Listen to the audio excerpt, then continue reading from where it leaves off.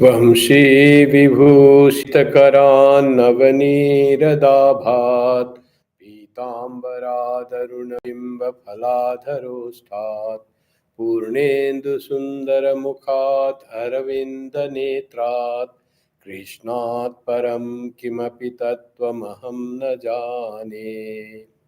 Om.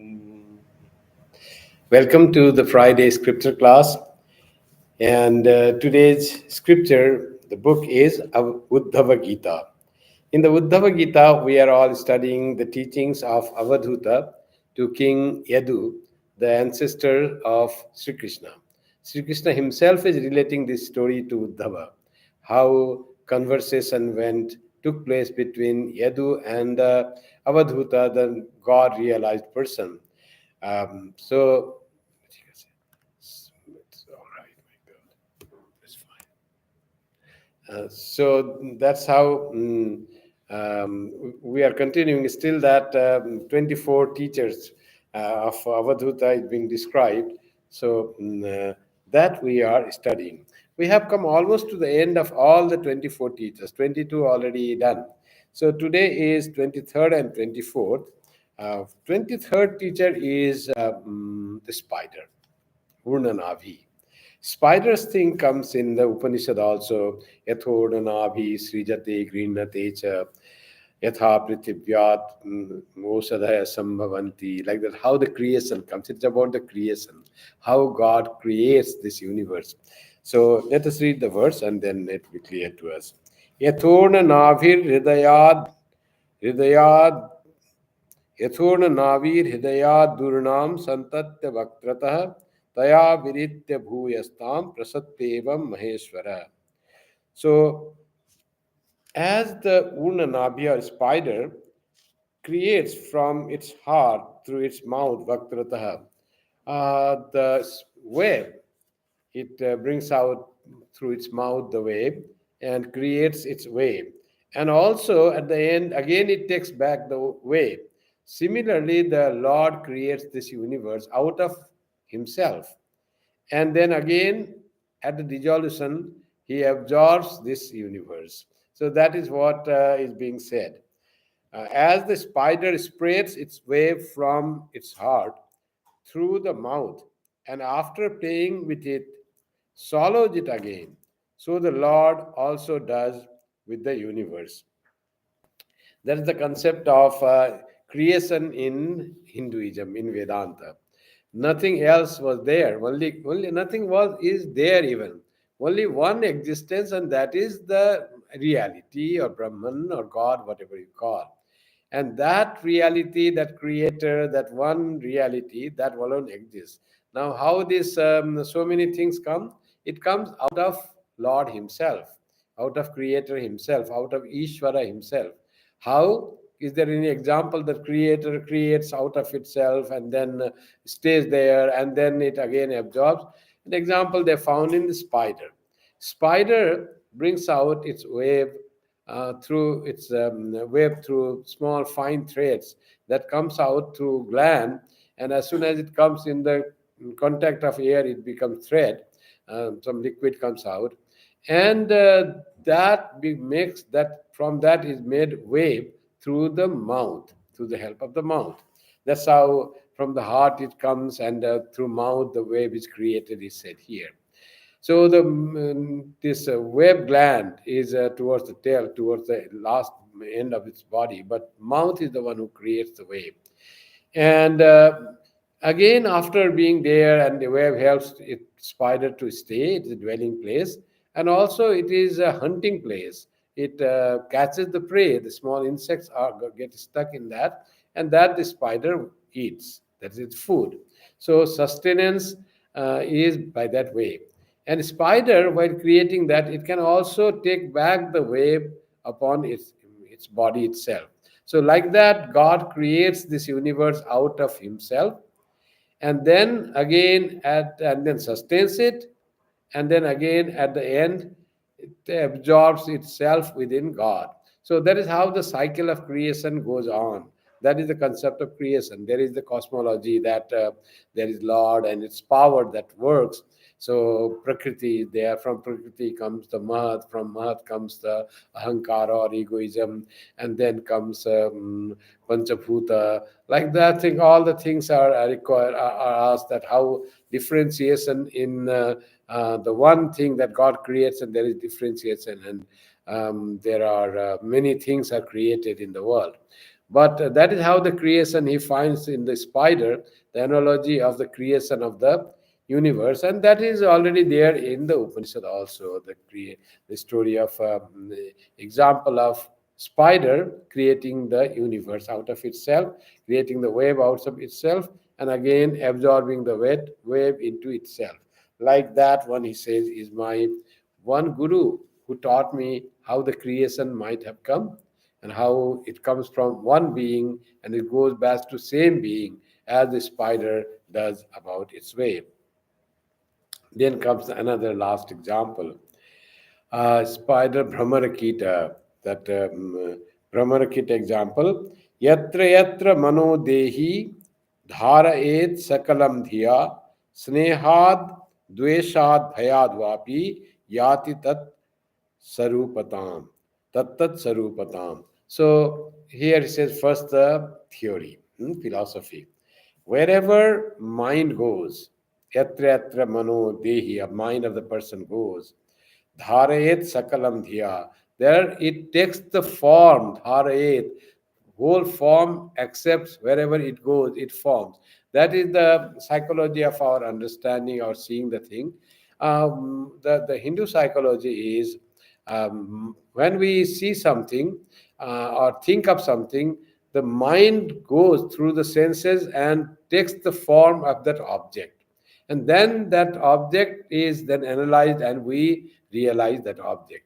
But the mind fully takes the form of that object, and then only we can understand about that object, get the perception of the object. So in science also it is like what you see, the light comes to retina and goes to the brain center, and the form is a brain center then analyzes that, all the lights, the colors that come, and the form is made in the retina, the reverse form, and it goes in the brain center and it's again re-reverse to that to see the straight form. So that's how the form is seen, says the modern science. Almost similar. The whole object has to come to the mind, to the brain, and then we perceive the object. So, like that, in our case, in the Hindu psychology, it's the mind that takes the form of the object. So, and when the mind goes and gets attached to the object, sometimes it gets attached to the object. So there are something you see and you don't notice. Sometimes that creates a great impression in our mind and it doesn't go after having observed, seen, or perceived. It remains some smell, some vision, some sound, some remains. When is that remaining thing comes? Permanent impression, long lasting impression is there. Snehad dveshad bhayad vapi yati tattat sarupatam. When there is three causes, he said, how this creation, this impression becomes very strong. One is snehad, when there is love, attachment of about some particular thing, then the impression is very strong. So sneha, if there is love, there is, comes the very strong impression of the mind taking that form. And there is also another dveshad, when there is hatred. People think about the thing that you hate a lot, meditate on the thing that hatred comes more strongly than what you love. You love God, you meditate on that. That's why when Jaya and Vijay were asked that you have to go to the earth and take the human form. And he said, how can we live without you, Lord? Then they said, you will come back after 7 lives. So 7 lives, you will be our devotee in the world as a human being, and after 7 lives you will come. So 7 lives is too long for us. We want to come back to you as early as possible. Is there any way?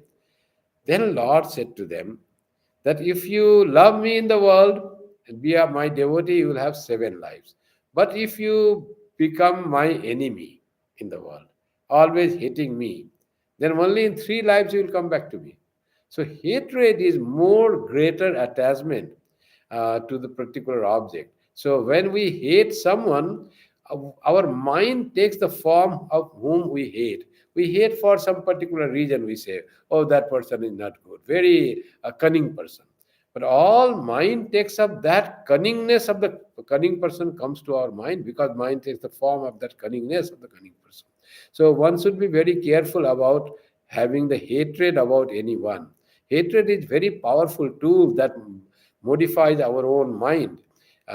Love modifies our mind, no doubt, but hatred, love modifies our mind very strongly. So there should be no hatred. Swami Sarvagatanand used to say, if you hate anyone, one person you hate, you cannot realize God. So hatred from lajja, ghrina, bhoy, tin thakte no. Thakur said, if we have shyness and you have hatred and fear, any amount of that, then no teen thakte. If these three things are there, or any one of the three things are there, there will be no God realization possible.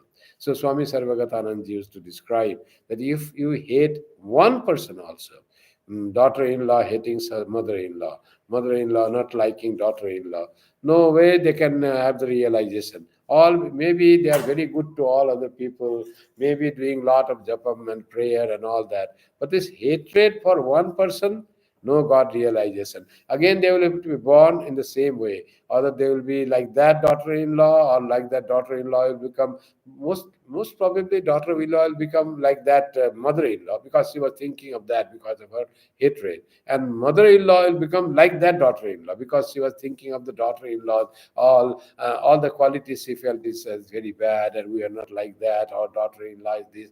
There is no end of complaint against daughter-in-law. So when there is this fault finding and complaint and hatred, you are bound to be born in that form. So we have to be careful about having hatred towards anyone. Next life, if we hate anyone, we are going to be born that particular person. And if we hate many persons, oh, one life, that person, next life, another person, there will be many lives coming on, whomever we hate. Hatred is so powerful. That's why he said, Snehat Dveshat. Another thing that powerful makes our mind change. What is that? Bhayad Vapi. Yapi Yat Tat Tat Sarupatam. Bhayat, fear. Fear also makes us think about that thing a lot. Your fear of snake, so much of fear, people have snake sometimes.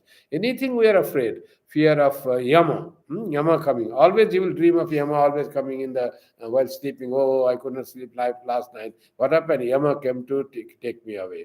Death will be when the person doesn't know. Night after night, he's not or she's not getting sleep because she dreams of Yama coming with a noose and taking me, pulling my soul with noose, like that fear. And that is so powerful thing that absorbs our mind, and mind takes the form of thing that we are afraid of. One person told me, Swami, I have a problem. And what is the problem? I'm so afraid of snake. So snake afraid. Don't look at the snake. No, no, it's not about only looking. Anything, if I see the picture of snake, that also scares me. Anything thinking about snake, that also scares me. Then I asked them how snake is so common. It is the ornament of Shiva. Shiva always have the snake in its on its body as a garland. Um, and she startlingly told me that Swami, I cannot look at Shiva's picture because snake is there. I don't find the Shiva's face at all. All that comes to me is the snake. So, how to get rid of that snake's fear? When the fear is there, the mind takes the form of snake, and the only she will see snakes, she will not see Shiva, the auspicious snakes, the snake, perhaps it has never bitten, maybe past life or what knows, and something fear has come like that, and the mind takes the form of the snake. Little thinking of the snake, all she gets so much fearful. Like that is the fear of many things we have. Fear of ghost, fear of something. Some people will come. Always fear makes our mind take the form of that fear. Whatever we are afraid of, it takes the form of that fear. That's why lajja, grina, bhoy. Fear. If you have fear, no emancipation, no salvation, no mukti. So you have to get rid of fear. Now, how to get rid of fear? One thing they say to get rid of fear is mostly imaginative. You really face the brute, face that fear. Swami Vivekananda was told by sannyasin, don't go away, run away from monkeys, face the brute. So Swamiji turned towards that and all the brutes fled away. Like that happens in life, Swamiji describes that when we are afraid of anything, that fear chases us. And when we face that fear, fear goes away. So some people have the fear of height. So one person was going to a building that was being built, a second floor, and one of my friends, he said, "No, I cannot go there. So I have fear of height and falling." So no, no, you can go. Please come with me. That person took, and after one walking and the parapet there, nothing. He could conquer the fear of going to that without any support to walk on the parapet on the walls that are prepared. Like that, face the fear and fear goes. But what it says here is whenever we have fear, then our mind tends to take the form that we are afraid of. So, this is the psychology of our mind, say that Avadhuta tells to Yadu. Now he comes to what is the teacher. The teacher, he says, Kita Peshas Kritam Dhyayan Kudyam Tena Praveshita Yati Tatsat Matam Rajan Purva Rupa Masantyajam. O king, the cockroach being confined by a Brahmarakita within a wall, thinks of that till it attains a form partly resembling that of the insect without discarding its own. So, what happens with the fear? That's also a common theme in gospel. Also, you must have said. A Brahmarakita catches the larva, a small larva of cockroach, and it takes and puts it in its place, in its whatever nest it makes out of some earth.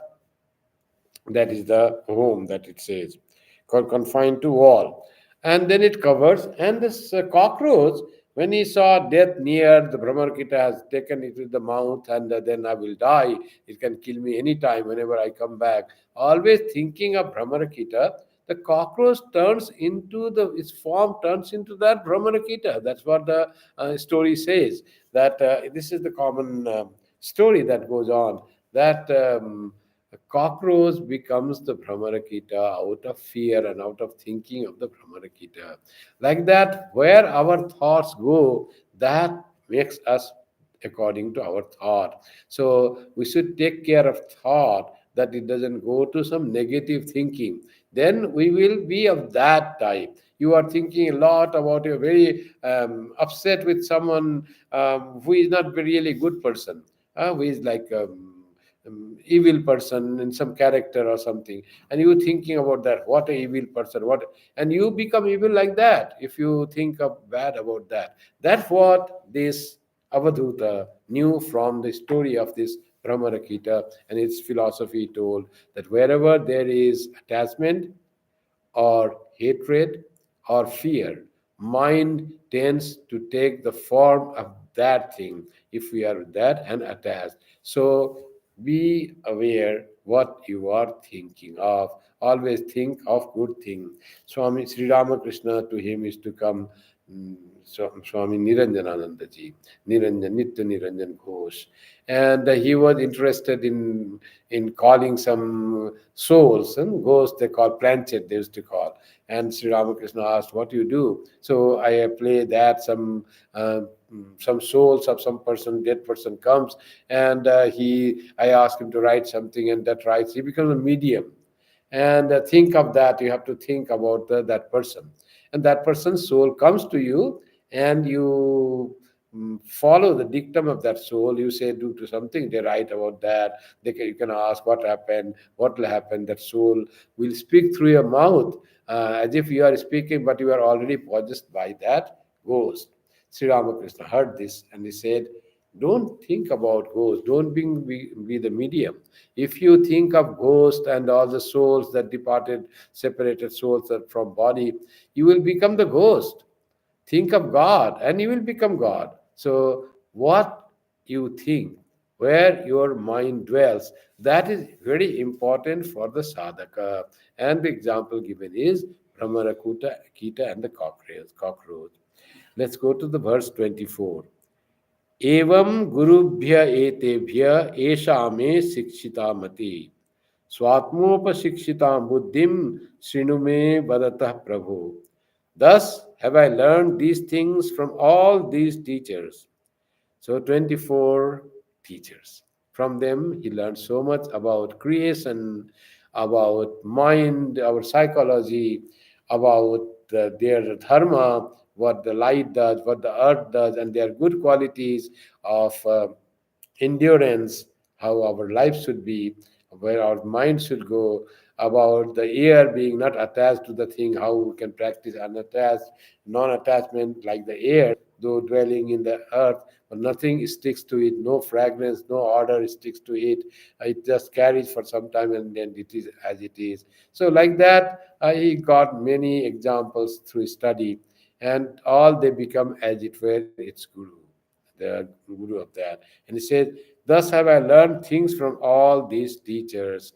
And then what he says, he still have one more teacher, which is not outside. 25th. Now listen, O king, to what I have learned from my own body as I relate it to you. Body he had not said earlier.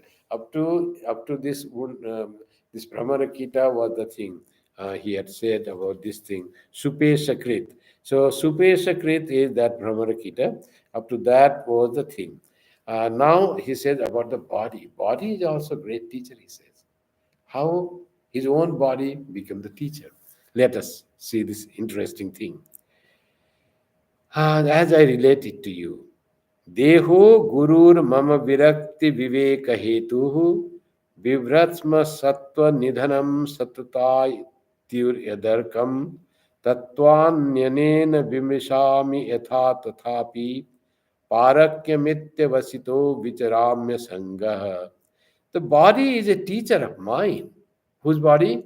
My own body is a teacher of mine, being the cause of dispassion and discrimination.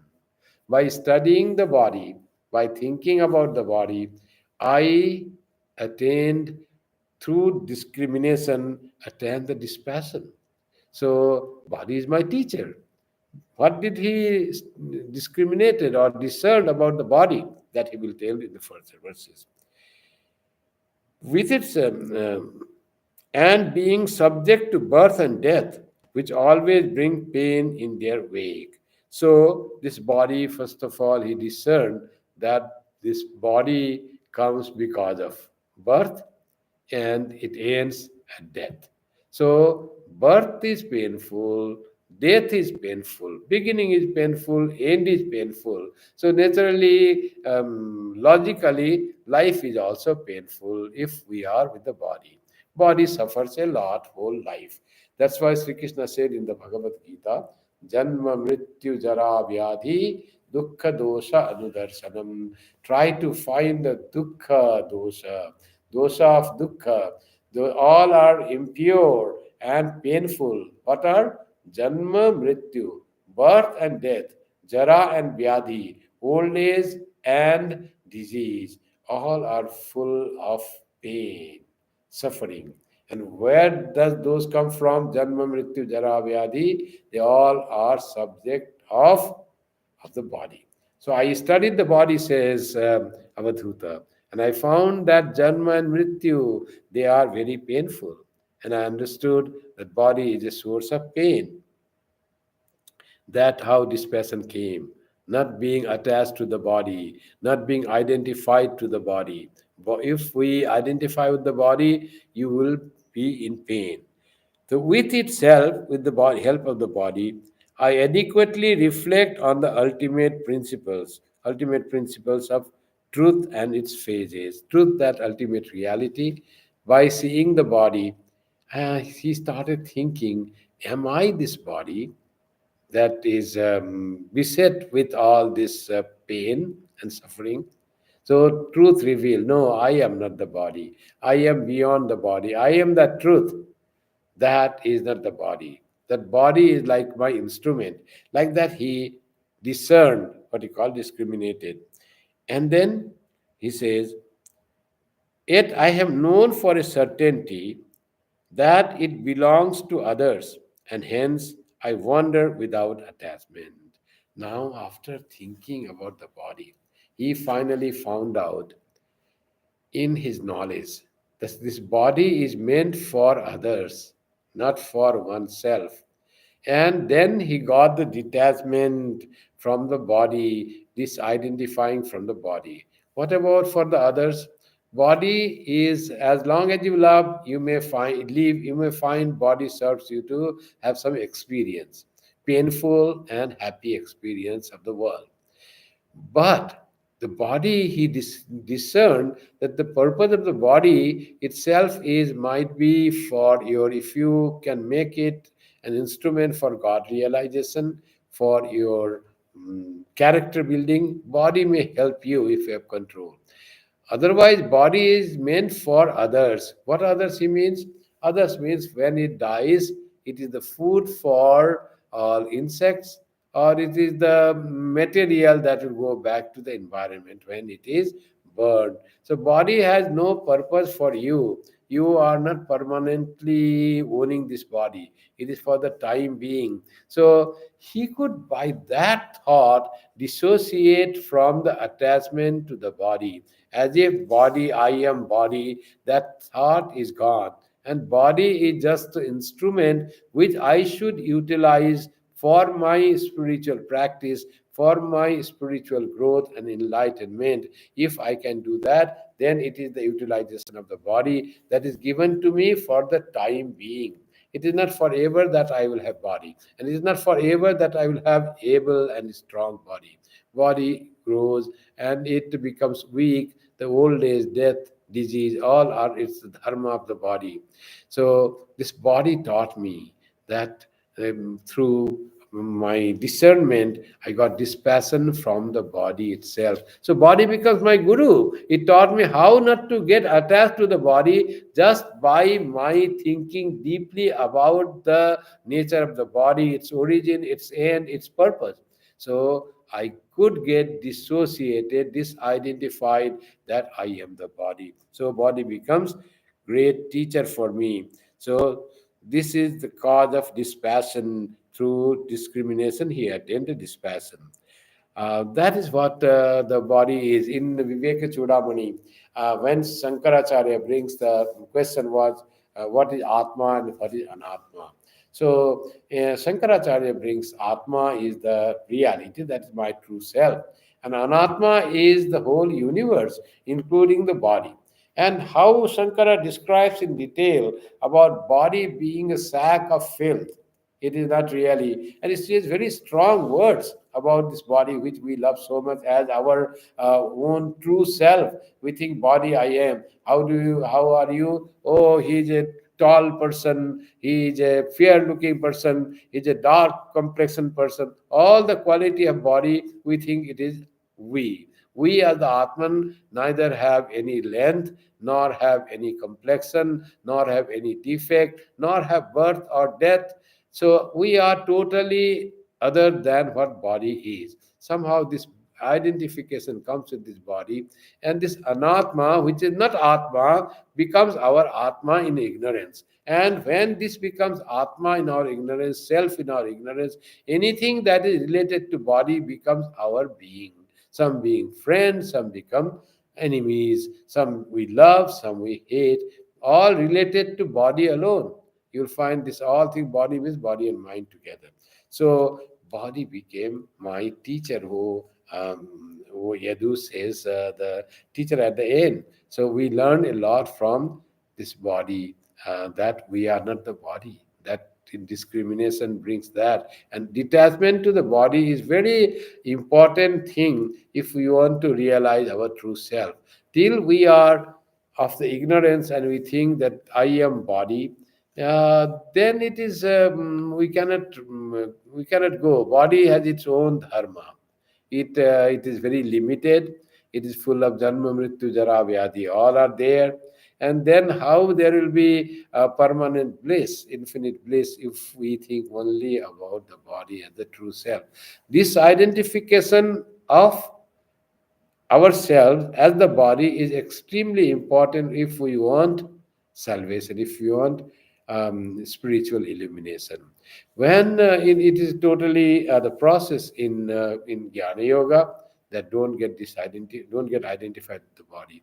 In Bhakti Yoga, it is not said that you don't think that you are body, try to disidentify. They don't say that. They do in a very subtle way. It is very difficult for us because we have been always being identified with the body. When we are in human body, it's that. Before this, maybe we were animal body. Then also we thought we are the animal. So like that, in all the births, this identifying with the body has become our habit through generations, through lives after life. So disidentifying with the body is huge, tremendous tasks. Only a very sharp intellect person, very logical person who can think deeply can do like Avadhuta. For people who have bhakti, so they don't have to go on saying, I am not body. Then how will they realize? Is there realization for the bhaktas? Yes, there is realization. They put focus on the Lord, on God, and they forget that what they are. They have no identification of the body. And finally, they think that this body is the creation of God, is an instrument of God. Whatever God likes, let him keep that way. Identification, strong identity with the body goes, and body is seen as the object of God, as the whole universe is. Similarly, is this body. So, if God wants to keep it healthy, let him keep, because more focus is on God. Surrender has already been done. God's will is supreme, that has already been understood through the work. Whatever God wills, that happens. So if God wants this body to live long, it will live. If he wants to die tomorrow, it will die. So I don't have to worry for this welfare of this body thing. Let it be a servant of God. Let it be an instrument of God. Let it be an object of God. So God will take care of body. You don't think about the body at all, and you would not worry for the body. Your thought is always upon your Ishta, your Lord. So thought process is changed. Attachment to the body has gone. No, there is no direct disidentification with the body, but attachment in that way is gone. Responsibility to keep the body strong and healthy is gone, and that responsibility is given to God as long as he wants, knowing fully that it may fall any day. No worry. Body is not mine, it is the gift of God. So let God take it whenever he wants. God has given and God will take it. So I don't have to worry for the body. How this in a subtle way, changing our thought process, it goes thinking of God more than this thought about the body to keep it well and happy and enjoying through the body. No enjoyment of the body is any enjoyment for that devotee. His enjoyment is to be in the thought of God and to sing about God, to think about God, to talk about God. So that becomes the real joy of a devotee. Mm. That as the Navadaha Bhakti, it is said that Rama taught to Savari, that he taught that happens. Archanam, Vandanam, Dasyam, Sakhyam, Atma Nivedanam. All that thought about God, nothing thought about your body comes. So thought process is changed, focus is changed. So no need to say that I am not body. No need to say it is anatma. You think only about God, which is the supreme being. No need of atma and atma viveka in that for a devotee. So that way also devotee also gets emancipation by not being worried for the body and giving the body's care totally in the hands of God's will. Whatever God wills, that will happen, and not being attached or not seeing its long life. Anything that happens by God's will is fine.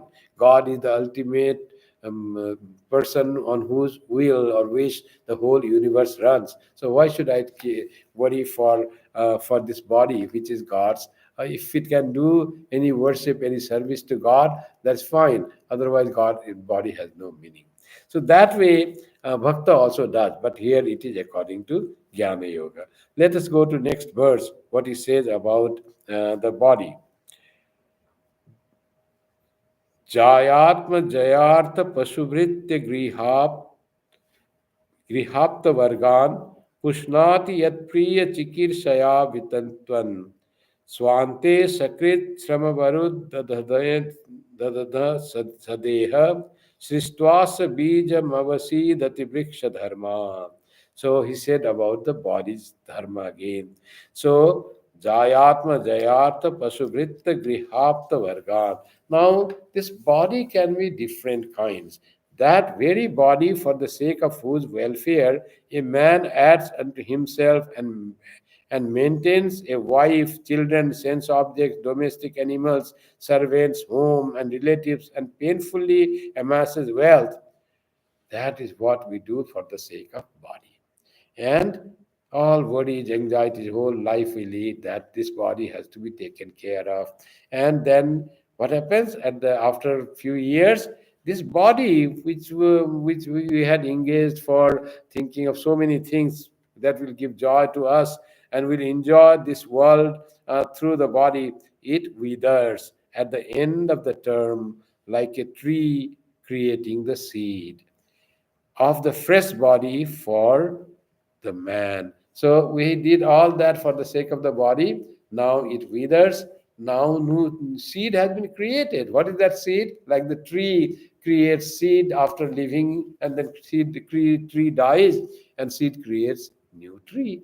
Like that, the body through which we have been interacting with the world and created so many things for the body, through the bodies, for the sake of the body, uh, then it withers. And what one seed has been created, attachment has been brought, karma, the sakama karma has been done. So it is the now the seed is there. When this body withers like the tree, seed is already there, and that seed will sprout into a new body.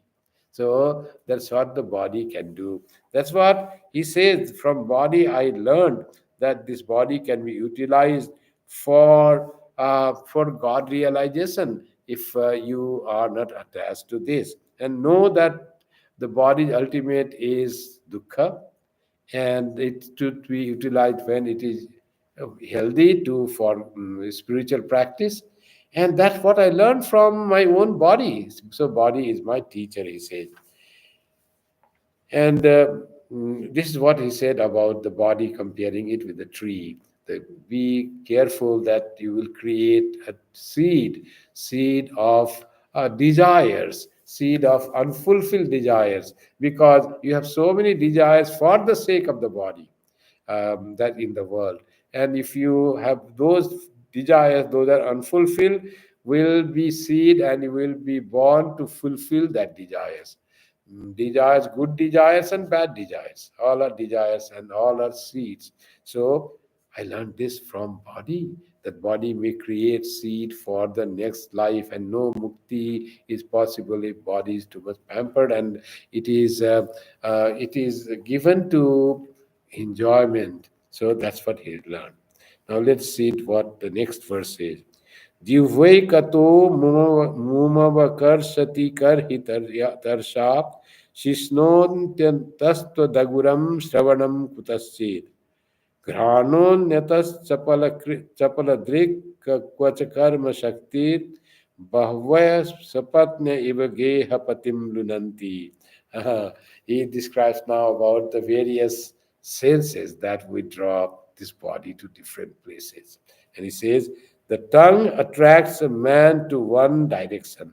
So many senses. If you remember Viveka Chudamani, there Shankara talks about various senses, how powerful are the senses, and they lead to the destruction. And he gives the example of one sense, powerful sense in one animal. Like deer has the powerful sense of hearing, and it wants to listen to music, and that leads it to death. The elephant has the touch as the very weakness, and so powerful sense of touch is there that leads to the destruction. Fish is the weakness of fish is it's very strong attraction for the taste, and it goes to eat something which was in the bait, and it engulfs the hook and is caught. Like that, all these different sense organs become the thing to destroy that particular animal. One sense organ. And Shankara says, what to talk about the human being? In human being, all these five kinds of senses are fully developed and most powerful. What will be the condition of human being? Ready to be destroyed by these powerful senses. Here also, in Avadhuta says, the tongue attracts the man to one direction. It doesn't say about destruction, but how mind is, human being is all attracted in different directions. This tongue attracts man to one direction and thirst to another. So there are many ways the man has to move to fulfill its desires. The sex impulse draws somewhere, and the skin, stomach, and ears to other quarters. The nose attracts in one direction, the restive eyes elsewhere, while the tendency for work draws to something else. All these undermine the man like so many wives of a householder. So, if a man has many wives, all will pull that person. Like that, the senses he compares with that person, that all the senses are demanding their own thing. How much will you fulfill the desires of all the senses and quell its all wishes? And in that, your whole life will go. So, tongue will like to taste something, and there is thirst, and there is hunger, and there is the desire for so many other things of different senses. And if all these senses draw you, the man cannot remain stable. Running after the sense of tongue one time, running after the sense of eyes another time, all throughout life, it will be always running after the senses. So that's what it said. The verse gives a graphic warning to a man attached to the senses. He must utilize the body for the sole purpose of realization. Body is not to satisfy the call of the senses, the attraction, the strong desires of the senses. The senses will say this, and the person should be strong. No, that is not for my aim. I don't want to enjoy your thing. So it becomes strong and controls the senses. That's why the word comes Sama and Dhamma. Dhamma is the control of the senses, Sama is the control of the mind. And that when mind and senses are controlled, and that person's body is controlled, and that then he can direct the body and all its senses towards God. Sri Ramakrishna also says, don't let your senses command you. Rather, you make all the senses move towards your one goal, that is God realization. And all the faculties that you have, if you want to be angry with yourself. Why I have not realized God? If you want to be greedy to see God in various forms and think of that. So, like that, if you want to enjoy the company of someone, enjoy the company of the divine. So, try to direct all the senses towards the divine. So, when all they converge in one direction, there is no pulling on different ways, and there is quicker growth. When there is diversion in the actions of the senses, body will be tired and no function will be done, no purpose will be made. Purpose of God realization will not succeed. That all he learns from the body, how body is important for human being to direct its mind, which is works in tandem with the body, to take it, to get it towards one goal. Let's go to another verse. Sistva purani vividhanya jayatma shaktya vrikshan sarisripa pashun kadagang matsyan taistair tusta hridaya purusham vidhaya brahma valoka dhishanam mudamapadeva. Now it comes about the creation. The Lord, through his eternal power, created various abodes such as trees, reptiles, and beasts, birds, insects, and fish, but was not satisfied in his heart with these. So God created many things before creating human beings. He created animals, he created trees, and he created many other bodies. So Lord created various awards. The word is pura. The word is pura, purani. All this in plural pura becomes purani. Puram pure purani. So many puras has created. Pura is the body. Pura is the abode, it is called abode. But as in the Gita you read, Navadware Pure Dehi Naiva Kurvan Nakarayan. This Dehi, the one who dwells in the body, lives in the city with 9 holes. What is that city? Pura. That city is this body. That's what the Pura here also, different bodies, he says. God created different bodies. But he was not satisfied, he was not happy. Why? Because those all bodies were created, but the final work that body could do was not utilized by those animals and the plants. And then after he got satisfied, then he made the human body, which is endowed with the desire to realize Brahman, and God was delighted.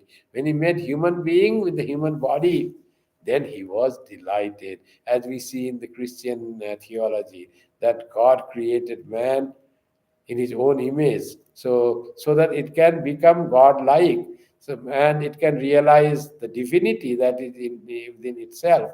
And that's why it is said, and when he created human being with the human mind, then Lord was satisfied, he was delighted. Why? Because this body is fit for the being to direct him towards God realization, towards the pursuit of spiritual enlightenment. He can control his mind. He is not slave to the senses. He has that discernment and strength in the mind given that he can utilize his body and mind for the purpose of enlightenment. And God was so happy after creating human beings. So that's how the Avadhuta thought about by thinking about the human body. That must be the case. लब्ध्वा सुदुर्लभमिदं बहुसंभवान्ते मानुष्यमर्थदमनित्यमपीह धीरः तूर्णं यतेत न पतेदनुमृत्यु यावत् निःश्रेयसाय विषय खलु सर्वतः स्यात्. Now he's glorifying the human body, having got human body, as Shankara said, by God's grace we get this human body. Manushyatvam, this human being, being born as a human being, is by the grace of God that God has made us, so that we can achieve the highest through this body. So this opportunity is given to us. We have received this body in this life. So utilize that to achieve the greatest thing that is possible to be done through this body and mind that is gifted to you by the grace of God. Daiva anugraha hetukam. And that he says, the wise man, having after many births obtained this extremely rare human body, which, though frail, is yet conducive to man's supreme welfare, should quickly strive for liberation. Before the body, which is always subject to death, chances to fall, for sense enjoyment is obtainable in any body. So if you go for sense enjoyment alone, why you had to get the human body? You could get sense enjoyment in animal body as well. You could hear, you could see, you could enjoy all the senses, and you could eat. But why this human body should be utilized for sense enjoyment alone, when there is so much of possibility that human body could do? It could have the enlightenment. So when to do that? Don't delay till it is strong. You just realize that it is not always that you will get the human body. See, when it is there, it may fall anytime. Anytime death may come. This great opportunity will be lost. That trying to find out the true self or the reality, if you don't strive to do after getting human body also, it will be the greatest loss, that you got such a great opportunity and still you are running for the sense enjoyments. That could be done in any other body. It is can run after sense enjoyments. Human body is rare, though it is frail, it is weak. Human mind also weak, but through the grace of God, strength will come. Mind will be able to control itself and control the senses. Mind will be able to have the strong intellect which will guide it to the right object, and that right object is spiritual attainment of spiritual awareness. Don't miss this chance, says this Avadhuta beautifully. welfare is, try to for the best welfare, that is moksha. And that's what he differentiates the human body from other bodies. Let us go to other verse. एवं संजात वैराग्यो विज्ञानालोक आत्मनि विचरामि महिमेता मुक्त संगो अनहंकृति. So that's what Yadu had asked him, how you roam alone and with so much joy. He says, because I discern that way, I try to focus and study this thing with my dispassion roused thus and with illumination as my light. This passion came about this human life, about this passion about the world, and human life can be utilized to have the light of illumination. That I realize that after having that passion and the realization, I roam over this world, established in myself, free from attachment and egoism. So he is happily established with that um, that established in the steadfast in his own mind. Tasya pragya pratisthita. Pragya is established that I alone is the real existence, not this body, but my true self. And then when that has been realized, now there is no attachment or egoism is not there. Ego is when we don't understand our true nature as so vast. Ego is that when I think myself of the body and the soul becomes so it's small and controlled by the desires, then the ego comes. Oh, he said that to me. He criticized this body. Oh, what ugly finger you have, and you become upset. Ego. Ugly finger whose? What is ugly and what is good? There is nothing in the finger. What is in the nail to be praised? They praise nail and the hair. What is there to praise in nail and hair who are to be cut and gone and external dead material? Still, if someone says your nail is ugly, your hair is ugly, and you get upset. What that upset comes? Because of egoism. Somehow you identify with nail and hair. So that's how egoism comes. If we do not understand our true nature, we are identified with these small things which we are not. Which are just external skeleton. We do that. When we are dead, our skull will be like, laughing that you have seen the skeleton, no skull like that. That is all inside there. That is what our form of the skeleton is. And still we say, what a beautiful smile you have, what a nice laughter you have. There's nothing. All inside is that skeleton, that skull laughing, all that is there. Yeah, externally some skin has been put, and you think, I am that, I am good looking, I am nice, I am bad looking. All these are ego. Even bad looking, I am inferior, that is also ego. You are neither inferior nor superior. You are a human being, that also not true. You are divine. You are the self which has assumed this human body, by which you have by mistake identified with particular body which has no connection. If you have identified with this body, utilize that identification to get rid of that identification.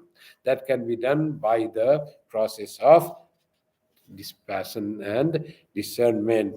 And here in this verse he says, with my dispassion roused thus and with illumination as my light, I roam over this world established in myself, free from attachment and ego. Few more verses, this time is almost over. And then the Avadhuta thing will go. नैहे कस्मात् गुरोर् ज्ञानं सुस्थिरं स्यात् सुपुष्कलं ब्रह्मैतद्वितीयं वै गीयते बहुधर्षिभिः. Verily, knowledge from a single teacher is neither very steady nor very ample.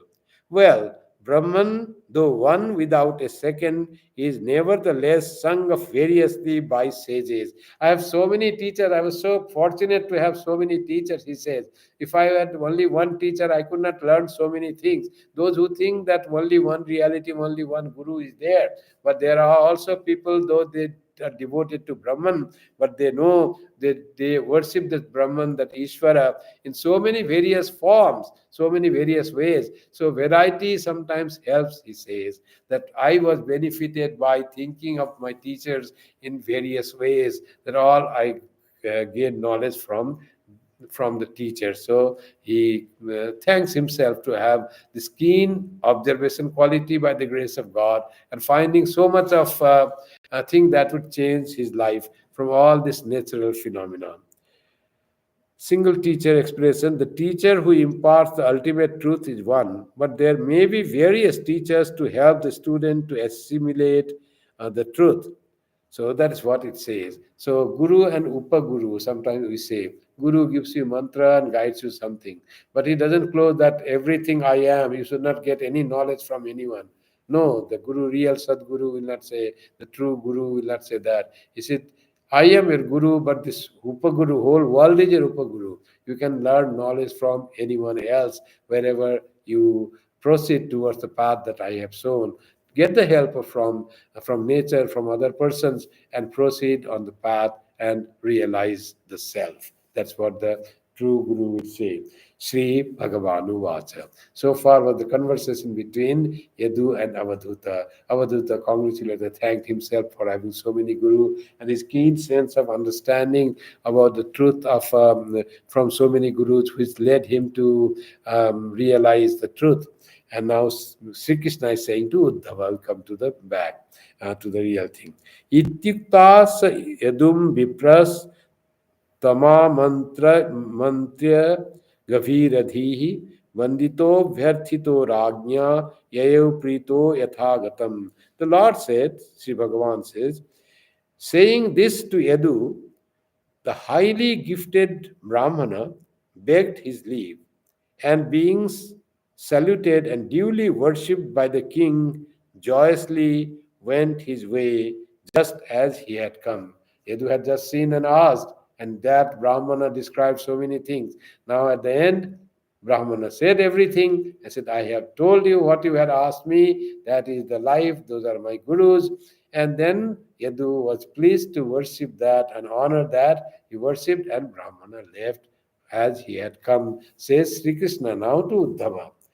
Whole story Sri Krishna is saying to Uddhava, but in the between he brought the conversation between Yadu and Avadhuta. So that's why it comes to this thing. Uh, no, Sri Krishna is still continuing. Avadhuta vachah shrutva purvesham nasa purvaja sarvasanga vinirmukta samachitto bhavuvaha. Hearing the words of the Avadhuta, that progenitor of our forefathers was rid of all attachment and became an even mind. So there was transformation by listening to Avadhuta in Yadu. Yadu is the forefather of our progenitors. So Yadu is not the immediate ancestor. He's long back in the progeny, in the lineage. So he became of even mind. He became established in the knowledge after listening that from Yadu. Just how by listening once he became? Because he was interested in that. That's why he listened so intently all the description that Yadu gave about the teachers, and how much respect he had for the Brahmana, Yadu had for Brahmana, and how much he upheld the life of a renunciate, life of a realized soul, that as the ultimate ideal. So hearing this with intensity and with Shraddha, that knowledge came to him, and he became of even mind. He became even mind means what? Not being disturbed or troubled by different situation of life, like praise and blame, like good and evil. So if when you are even minded, you are balanced. You don't too much get disturbed by these things, and that is the sign of Jivan Mukta or Sthita Prajna. So he became even mind means he became established in the right thought, where he will not be disturbed. Mind will not be disturbed by various situations in the world. Running a kingdom, so many situations comes. Those people who are established like Janaka, they perform all the things. They give justice. They perform the thing. They even may go to war, but their mind is always at peace because they are sthita prajna. They know all this world is the drama going on, and it's the drama. Sometimes evil play, sometimes good play, sometimes victory play, sometimes defeat play, and that is the play. They enjoy all different kinds of play because they are established in the even-mindedness.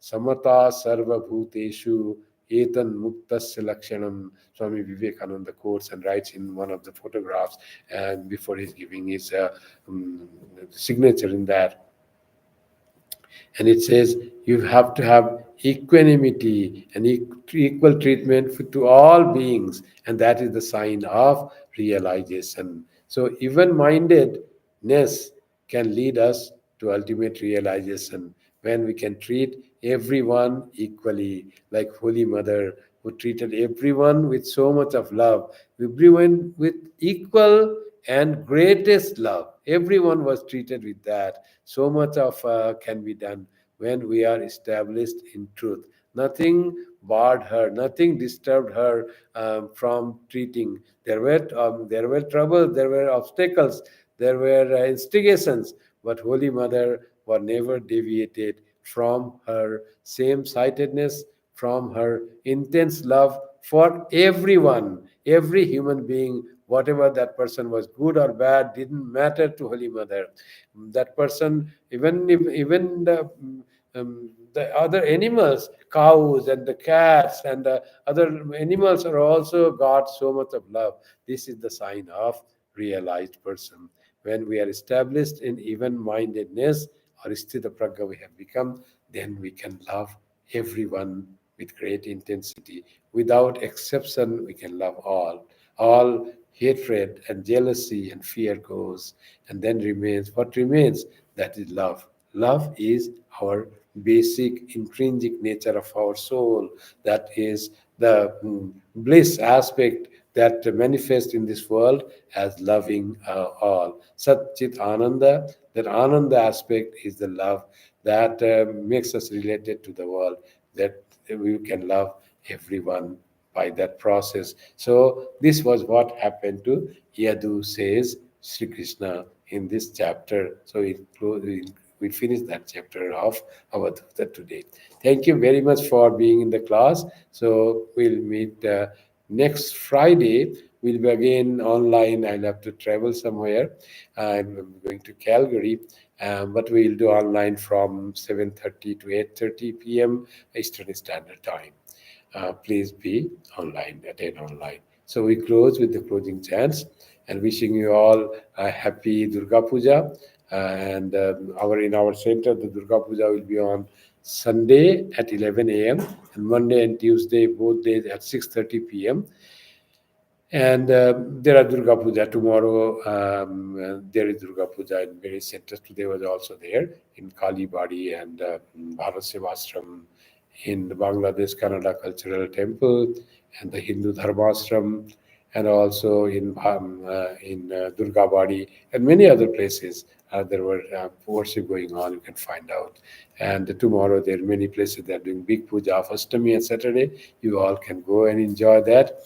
And please come to Vedanta Society. Sunday will be very big crowd. I would recommend you to come on Sunday if you are not coming. But I will say come either on Monday evening at 6:30, come at 6 o'clock, little early, or Tuesday evening. Monday we'll have Homa, and Tuesday we have Shanti Jal of Dashami Puja. Now the closing chants.